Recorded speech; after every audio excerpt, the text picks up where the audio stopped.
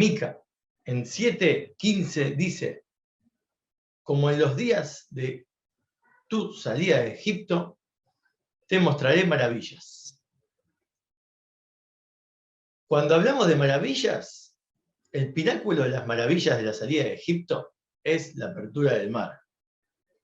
Como veremos a continuación, la diferencia entre las maravillas que ocurrieron en Egipto mismo y cuando salieron, una semana después. Siempre se compara en la actualidad a algo maravilloso con la apertura del mar. Por ejemplo, mirá esta pareja, cómo se formó. Es un milagro como la apertura del mar, por ejemplo. Pero surge una pregunta. Si bien ocurrieron un montón de maravillas en la salida de Egipto, en la apertura del mar en particular, la frase de Mica dice que las maravillas que veremos en la era del Mashiach son comparadas a las maravillas de la salida de Egipto y la apertura del mar. Pero comparadas ¿en qué sentido? ¿En que van a ser iguales o en que van a ser superiores? Si van a ser superiores, ¿por qué necesitamos saber que son como las de la salida de Egipto y la apertura del mar? Parecería ser que hay un componente que hay que analizar en cómo surgen estas maravillas. ¿Qué son estas maravillas de la salida de Egipto y la apertura del mar? Para poder entender cómo apreciar, en todo caso, las que están hoy en día apareciendo. Porque como sabemos, ya estamos en la era mesiánica y en los días del Mashiach. Y cada día que pasa, estamos más cercanos a la culminación de los días del Mashiach y el acercamiento del séptimo milenio. Por lo tanto, esto es muy relevante para nosotros hoy. Existen 3 tipos de varas. Así es, varas. Y que corresponden a 3 tipos de lo que hoy se conoce como influencias. Influencias que estas varas provocan en nuestra realidad. Por ejemplo, la primera, la vara de Jacob. ¿Qué tiene que ver Jacob? Jacob tenía una vara con la cual cruzó el Jordán, con la cual después también luchó contra el ángel de su hermano Isab, salió victorioso. Pero él describe esta vara, ¿sí?, como un protagonista en su cruzar el Jordán. Cuando él cruzó el Jordán, lo que explica nuestros textos sagrados es que esta influencia, en mérito de este cruce, en mérito de esta vara, es que se logró después abrir el mar cuando fue la época de la salida de Egipto. ¿Por qué? Porque espiritualmente, ¿qué sucedió con esta vara? Esta vara logró unir 2 planos. Todo lo que está en el mundo terrenal, en la tierra, en el plano físico, lo que es visible, se llama el mundo revelado. Y todo lo mismo que está en el mundo revelado se encuentra en el mundo bajo el agua. Pero bajo el agua está cubierto por el agua, entonces está oculto. Se llama el mundo oculto. Entonces, lo que hizo la apertura del mar fue unir el mundo oculto y el revelado. Ahora, ¿por qué ocurrió en épocas de Moisés y no en épocas de Jacob? Si fue Jacob quien influenció que esto suceda. Bueno, porque en la Kabbalah, Jacob es verdad que logró este cruce del Jordán con su vara, esta unión de lo místico oculto con lo revelado, pero en un estado emocional, en un plano muy espiritualizado en lo emocional y también en lo que es lo físico. ¿En qué sentido en lo físico? Porque, bueno, él en su vida vivió una vida bastante material, trabajando, ganando dinero, teniendo hijos, criándolos, pasando bastantes malestares con sus hijos y todas sus historias. Por lo tanto, él logró unir el mundo de lo espiritual con lo material para que no se contradiga. En mérito de esta vida de Jacob, que empezó con su vara, con la cual él salió de su casa para emprender su camino, de trabajar, casarse, tener hijos y todo lo que es una vida común y corriente, pero nunca perdiendo su estatus espiritual, en mérito de esto fue que después el mar en la salida de Egipto se abrió. Pero también hubo otra influencia que Jacob aportó.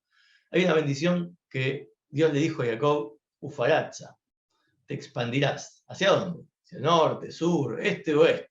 En todos lados. tus hijos van a estar por todas partes. Hoy en día lo vemos muy claro con nuestros ojos, como quizás antes el pueblo judío estaba contenido en algún sector del planeta, pero hoy en día está disperso por todos lados. Y eso no lo hace caer o ser destruido o debilitarse, como ocurre con otras civilizaciones, que una vez que se alejan de su origen, su tierra natal, empiezan a olvidar su lengua, empiezan a olvidar sus costumbres y con el tiempo se desvanecen.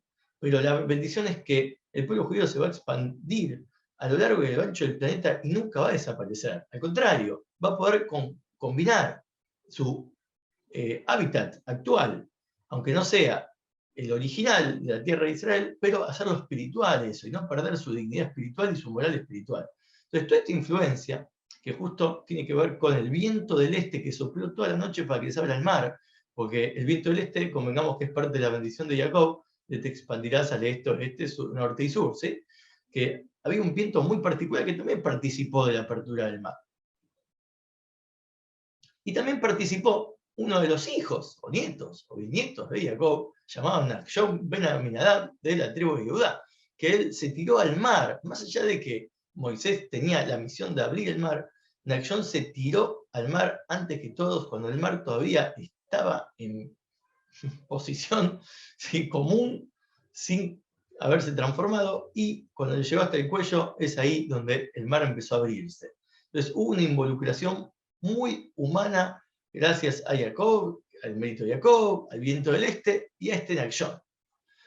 Pero después, en la práctica, lo abrió Moisés. ¿Por qué lo abrió Moisés? Porque la vara de Moisés contenía otro ingrediente. Ahora lo vamos a ver más en detalle en la próxima diapositiva, pero en principio él también unió, ¿sí?, el mundo oculto y el revelado, pero en un plano más profundo que Jacob, que faltaba unir, porque Jacob lo hizo, digamos, manteniendo una moral espiritual y un aguante, ¿sí?, una fortaleza emocional en el plano físico, para no dejarse desmoralizar y debilitar. Pero ¿qué pasa con lo intelectual? Lo intelectual a veces es perturbado. Por ejemplo, Jacob fue perturbado intelectualmente cuando su hija, por ejemplo, fue violada, no sabía cómo actuar en eso, porque emocionalmente quizás él estaba contenido a nivel moral, pero a nivel intelectual no entendía lo que estaba pasando y cómo actuar. En cambio, sus hijos fueron y actuaron por él, ¿sí? Como se sabe que destruyeron a todos los de la ciudad de Shechem en venganza y salvaron a su hija, cosa que Jacob no la vio venir. Y tampoco vio venir la venta de su hijo Yosef más querido a Egipto. Él no podía entender este suceso, ¿sí? Aguardaba poder descubrir de qué se trataba, y finalmente es lo que provocó después el exilio a Egipto y la eventual esclavitud y obviamente el eventual éxodo. Pero todo esto intelectualmente no lo podía percibir.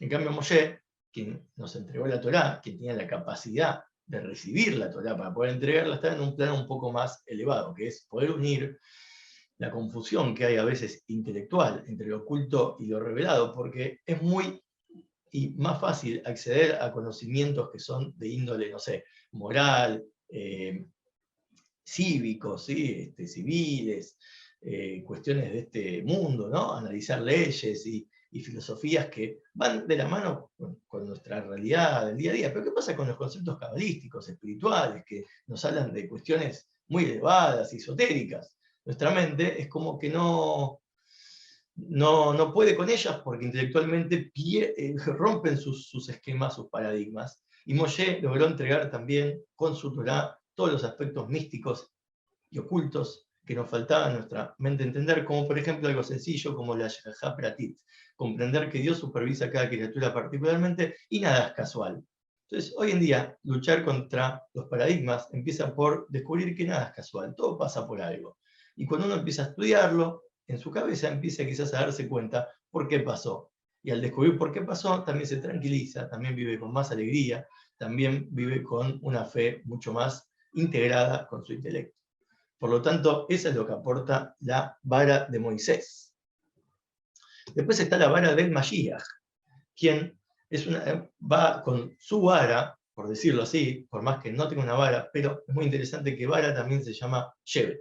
Un Shevet que es un tipo ¿sí? de sinónimo de vara, también viene asociado al mes de Shvat. Es muy interesante que el Rebbe actual, Menachem Mendel Schneerson, él asume su liderazgo el 10 u 11, ¿sí? de Shvat, cuando pasa un año del fallecimiento de su suegro, quien era el líder anterior de la generación, quien fallece el 10 de Shvat. Muy interesante que está relacionado con la vara, y él analiza todo este tema en el sentido de que el cetro del Mashiach empieza a surgir y a tomar influencia a partir de la asunción de él como líder o Rosh Bnei Israel, que es la definición de un Rebbe, que, como en breve analizaremos, a diferencia de la vara de Jacob y de la de Moshe, logra una unión más verdadera, que no es solo emocional, física e intelectual, sino también algo que puede durar eternamente, porque convengamos que lo intelectual también tiene sus limitaciones, porque en lo intelectual uno llega hasta donde le alcanza la comprensión, y la verdad que una vez que el intelecto, si el intelecto no lo entiende, las cosas no se puede experimentar, del mismo modo que cuando lo entiende, y después de que lo entiende es como que se desvanece la maravilla. ¿Cómo podremos ver maravillas en la actualidad futura, la que nos dicen de la era mesiánica, a diferencia de los que ocurrieron ya anteriormente, gracias a Jacob y a Moshe? Es por medio de una maravilla que no cancele a nuestro intelecto, pero tampoco a nuestra emoción, tampoco a nuestro mundo cotidiano, y al mismo tiempo siga siendo maravilloso, no pierda esa novedad, porque así como fue después de la salida de Egipto y la apertura del mar y la entrega de la Torá, los judíos volvieron para atrás y quisieron hacer un becerro. Durante 40 años muchos de ellos murieron, no entraron a la tierra de Israel, porque una vez que la maravilla se desvanece, si uno no la sigue analizando intelectualmente, o no la sigue integrando en su corazón y en su vida cotidiana, es como que se pierde. Pero con el Mesías no puede ser así, porque con el Mesías tiene que ser algo que perdure realmente, y no solo dependa de nuestra deficiencia. Bien. Volviendo a la vara de Moshe, la vara de Moshe, al principio hay una opinión que dice que es la misma que tenía Jacob. ¿Y de dónde venía la que tenía Jacob y la que después se heredó Moshe? Del árbol del bien y del mal. Primero, la vara provenía de un árbol del bien y del mal, que es el origen, ¿sí?, de toda esta existencia material como la conocemos, donde uno no sabe qué es el bien y qué es el mal, porque está mezclado. Entonces, esa misma vara es la que lo influenció a Moshe para cometer ciertos errores. Por ejemplo, el gran error, y quizás único de Moshe, que fue golpear la piedra. La segunda vez que Dios lo ordenó, la primera vez había que golpearla para que extraiga agua, pero más adelante, después, ya cuando pasaron los 40 años del desierto, tuvo otra oportunidad de golpear la piedra, que tenía que, en vez de golpearla, hablarle, y la golpeó. ¿Qué lo influenció a equivocarse? La vara, porque la vara tenía un aspecto de mal. Y el aspecto de mal, con su lógica, lo confundió. Pensó que así como antes la había golpeado y salió agua, esta vez también. Sin entrar tanto en detalle, la cuestión es que después Moshe logró lo que se llama la teshuvá. Logró invocar algo muy famoso con los 3 atributos de misericordia, con la segunda tabla de la ley. Logró algo insólito que hoy en día nos ayuda a que los errores que cometemos puedan ser rectificados y de hecho elevados a un plano superior al que estaba antes, ¿sí?, antes de haberlo cometido. Por lo tanto, el ingrediente de la teshuvá logró que después su vara se transforme en la vara que viene del árbol de la vida, ¿sí? Entonces se transformó en otro tipo de vara y otro tipo de influencia. Una influencia totalmente buena, eterna, como la del Mashiach. Pero eso fue después de la apertura del mar. Por eso lo menciono, porque una vez que esta vara se transformó en el árbol de la vida, después fue heredada por Yoshua, fue llevada a la tierra de Israel, cada uno de los reyes que la tuvo en su poder, y cuando se estaba por destruir el templo, la ocultaron dentro del arca sagrada, junto con las tablas de la ley, etc. Y todo eso sigue ahí oculto, esa vara del árbol de la vida. Por lo tanto, cada uno de esos reyes tuvo la oportunidad de experimentar un poco de la influencia eterna y buena de esta vara, que es lo que el Mashiach va a lograr. ¿Y qué es todo esto? Porque a fin de cuentas esta vara se transformó de bien y mal a árbol de la vida con el ingrediente de la teshuvá. Muy bien. Entonces tenemos 3 tipos de maravillas y 3 tipos de teshuvá, como veremos ahora. Primero que nada, tenemos la salida de Egipto. La salida de Egipto, las maravillas que ocurrieron ahí, fueron de arriba, 100% de arriba, algo insólito, algo choqueante. Choqueó a los egipcios y choqueó a los judíos que no estaban preparados para ese tipo de maravilla, y de hecho muchos no salieron, pero los que sí salieron huyendo. Como se sabe que el primer Pesaj de la historia lo pasaron comiendo rápido, con el bastón en la mano, el cinturón puesto ya para salir. Entonces, tan apurados que no, es la famosa historia que no llegó a fermentar la masa, y por eso es que después se siguió comiendo la matzá. Pero la cuestión es que como fue una maravilla que vino de arriba, no dio lugar a que la persona lo asimile, lo integre internamente. Después vino la apertura del mar. La apertura del mar, aunque también fue, como dijimos, el pináculo de la maravilla, como vimos antes, fue influenciado por actos humanos, el acto de Jacob, de lograr una vida íntegra, con hijos, esposa, y con una vida común de laburo, trabajo, todo, sin contradecir con lo espiritual. También el aporte de Nachshon, quien se tiró, confió en Hashem, y él decidió tirarse al mar antes de que se abra. Y con la vara de Moisés, que todavía estaba influenciada por el bien y el mal, por lo tanto no era completamente una maravilla proveniente del cielo, una maravilla que tuvo bastante influencia humana, tan así que fue más de abajo que de arriba, porque ellos pudieron ver maravillas dentro del mar, ¿sí? Como la profecía del mismo Yehezkel, que es tan maravilloso, ¿sí? Inentendible, que es muy difícil y se estudia en la Kabbalah muy profunda. Y todo eso lo podía ver hasta la sirvienta más común. ¿Por qué lo podían ver? Porque ellos ya habían pasado una semana del Éxodo y estaban en la cuenta del Omer. La cuenta del Omer es la refinación de cada uno de los atributos emocionales que nos componen, y son 7. Entonces, como pasó una semana, los primeros 7 atributos emocionales fueron rectificados. Después se sigue contando, porque se integran cada uno de esos 7 dentro de cada uno de los 7, ¿sí? hasta el día 49, y después se entrega la Torá en el portal 50, que ahí es algo, una revelación que viene de arriba, más que de influencia humana.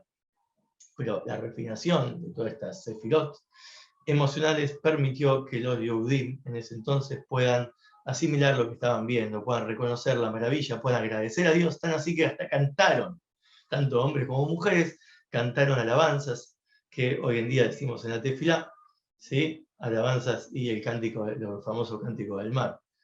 No solo Moshe lo cantó, sino todos. Entonces todos estaban bajo una influencia muy personal con toda esta maravilla. Pero la diferencia entre la salida de Egipto, las maravillas que vienen de arriba, por influencia ilimitada de Dios, y las influencias que vienen de abajo, por influencias basadas en la comprensión humana, la conexión emocional humana, es que cuando vienen de Dios son ilimitadas, y cuando vienen de la persona son limitadas. Cada una tiene su virtud. Que venga de vos te permite que sea algo tuyo, que lo apropies, que lo puedas vivenciar como algo personal, pero va a llegar hasta el nivel, la maravilla va a ser apreciada de acuerdo a cómo vos la apreciás, intelectualmente o emocionalmente. En cambio, la salida de Egipto, la experiencia fue objetiva, es decir, todos vivieron lo mismo, un shock, digamos, un shock maravilloso, algo tremendo que vino de Hashem e ilimitado, como se sabe, todo el detalle de las plagas, que no es tan sencillo, no es que venía una plaga y no más. Cada plaga venía junto con un grupo de otras 2, y se dividen en 3 tipos de categorías, y también venían junto con pandemias y epidemias. No era tan sencillo, eran todas plagas maravillosas y muy, muy, muy fuera de la posibilidad de asimilarlas. Por lo tanto, eran tan maravillosas, genial, pero ellos no podían asimilarlo, no tenían el tiempo para poder comprender lo que estaban viviendo, por lo tanto, tuvieron que hasta huir, porque si no se hubiesen quedado. ¿Qué es lo que va a hacer el Mashiach con las maravillas del futuro? La vara del Mashiach y la era del Mashiach son maravillas que sí van a venir de arriba, sí nos van a influenciar, sin que nosotros tengamos algo que ver, pero la teshuvá y el esfuerzo va a venir de abajo. Por ejemplo, existe que una persona tenga de pronto un arrepentimiento. Toda su vida no hizo lo que Dios quiso. Hay una historia de Eliezer Ben Durdaya, quien toda su vida se la pasó haciendo cualquier cosa, lo que él se le cantó. Pero un día, ¿sí?, escuchó una voz celestial que le decía que él no tiene acceso al mundo venidero, etc. Y esa persona entró en un llanto amargo, dándose cuenta que estaba perdido. Pero ¿de dónde le salió esa necesidad de volver? Si a él esto no le interesa y no cree en nada de todo esto. Bueno, eso es un despertar que viene de arriba, que moviliza tanto el cuerpo, porque la persona se movilizó tanto por dentro, que terminó expirando su alma, no se pudo contener. Lo afectó hasta su cuerpo mismo, dejó de funcionar para poder retornar todo a Dios. Por eso Teshuvá es una de las traducciones, no solamente arrepentirse de lo que hizo mal, sino Tashub, Hashem, Tashub Hei, retornar la Hei. El nombre de Hashem tiene 4 letras, Yud, la Hei, la Bab y la Hei. En nuestro mundo impera la última Hei, la que está en el plano inferior. Poder retornar esa Hei a la Bab, digamos, unirla, ¿sí? O unir la Bab y la Hei, que es el plano emocional, y el físico, con el Yud y Hei, que es el plano ya del alma espiritual y de lo intelectual. Poder unir ese nombre depende de nuestra teshuvá. Nosotros somos una parte de Dios, entonces somos una parte de Dios, es como si nuestra parte de Dios hoy en día está vivenciando este plano terrenal, y tiene que hacer una teshuvá, retornar este espíritu, habiendo vivenciado todo esto terrenal, para unirlo con el ser ente que éramos antes de venir, nuestra parte de Dios que quedó arriba, por decirlo así, que quedó en el plano espiritual. Entonces, la teshuvá que viene de arriba es una teshuvá que hace que te huyas, ¿no? o que te espantes, ¿sí? y no logres asimilarlo en tus recipientes. Y de pronto te morís, o de pronto cambias tan radicalmente que tu vida ahora es otras 180 grados, pero te separaste de todo lo que hacías antes, que eso también es negativo, que a mucha gente le pasa. No todo es lo que uno se tiene que alejar, ¿sí? Es solo los aspectos que contradicen a la voluntad de Hashem. Pero muchas de las cosas cotidianas son compatibles. Después está la teshuvá de la apertura del mar, que por la teshuvá misma, ya sea en acción, de que se tira al mar, la influencia de Jacob, la influencia del pueblo, la influencia humana, la asimilación humana, permite que se pueda uno ir de a poco. Pero la apertura del mar es como que fue de a poco. Ellos tuvieron un tiempo para asimilar las maravillas que veían, pero después se cerró el mar y duró hasta lo que duró. Fue como una revelación espiritual, una mezcla entre lo que viene de arriba y lo que ellos experimentaron de abajo. Con el Mashiach va a ser como la apertura del mar, va a ser una nueva apertura del mar, pero estable, duradera, permanente. Las maravillas vienen de arriba. El despertar de la persona no sabe por qué quiere volver a Dios. ¿Qué es lo que pasa hoy en día? Hoy en día no, desde ya hace muchos años atrás, que hay un movimiento de valteyuenses, de retornantes, que no es que son los retornantes originales, son los que, digamos, ya estaban metidos en la ley y todo, de pronto por algún motivo fallaron en ciertas cosas, y saben cómo hacer teshuvá. Hay una ley, hay un orden, hay un requisito para hacer teshuvá. Y ese requisito lo saben porque son estudiosos, porque son eruditos, porque son personas que eran religiosas. Pero ¿qué pasa con todos nosotros, los que somos del movimiento de la teshuvá, que veníamos de una situación secular o cotidiana, o un poco sabíamos, o nada sabíamos, y de pronto tenemos ganas de volver? Esa es una influencia que viene de arriba. Pero no nos damos cuenta que viene de arriba y del Mashiach. No es tan maravilloso. Es maravilloso porque, wow, de pronto volví, cada uno tiene su historia que contar, pero el proceso es de a poco. No es que es de una y extremo y ya nada más sirve más de lo que estoy haciendo, sino que va de a poco. Y el que lo hace extremo al principio, después empieza a ir de a poco, después con el tiempo. Y hay que hacerlo de a poco, porque de a poco es donde uno empieza a integrarse con el mundo alrededor, y empieza a ser una influencia también, un referente. Y ese es el truco de la vara del Mashiach, que te hace pensar que vos sos el que retornó a Dios. Vos tenés tu historia que contar de retorno a Dios. pero en verdad el que te despertó fue Él. Pero sin cancelar tu libre albedrío para ir a tu manera, despacio, cada uno a su ritmo y cada uno como uno es. Por eso, como los días de tu salida de Egipto, que incluye las maravillas de arriba de la salida de Egipto, la apertura del mar es que te mostraré maravillas. Las maravillas del futuro son superiores y son comparables porque hemos comparado que unas vienen de arriba y otras vienen de abajo, pero también son superiores porque a diferencia de las otras dos, de la salida de Egipto y la apertura del mar, estas ya son permanentes, eternas y no hay vuelta atrás.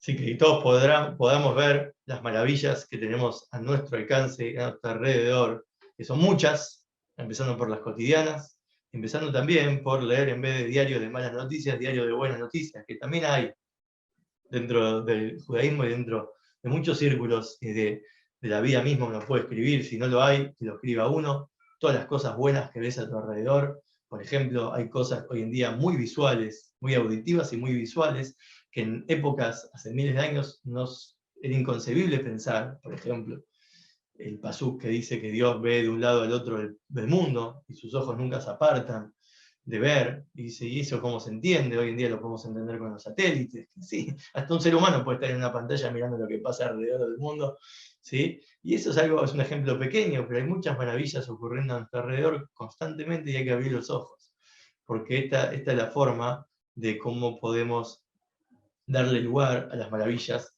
que Él nos quiere mostrar. Ayer nos quiere mostrar, pero Él no te la pone, no te la impone. Ya las mostró, pero te pide que abras los ojos. Están aquí, pero hay que revelarlas. Esa es la unión de las dos cosas que nos garantiza que dure en el tiempo, que perdure, que después no decaiga, que lo podamos apreciar como maravilla cotidianamente y también sea algo que no quite nuestra vivencia personal y paulatina, cada uno a su ritmo.